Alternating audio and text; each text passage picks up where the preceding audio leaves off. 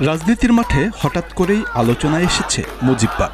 গেল কয়েকদিনে জাতীয় নাগরিক পার্টি এনসিপির নেতারা তাদের বিভিন্ন রাজনৈতিক কর্মসূচিতে মুজিববাদকে মুর্দাবাদ আখ্যায়িত করে স্লোগান দিচ্ছেন এবং তারা এই মতবাদের কবর রচনা করতে চাচ্ছেন। প্রশ্ন উঠেছে, মুজিববাদ আসলে কি? কেন এটা নিয়ে এত আলোচনা?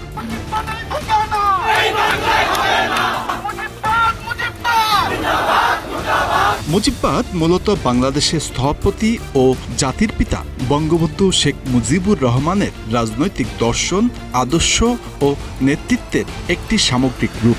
এটি একটি মতাদর্শগত ধারা যা বঙ্গবন্ধুর জীবন সংগ্রাম, রাজনৈতিক দৃষ্টিভঙ্গি এবং রাষ্ট্র পরিচালনার নীতিমালার উপর ভিত্তি করে গঠিত। পুরো ভিডিওটি দেখতে কমেন্টসে পিন করা লিংকে ক্লিক করুন।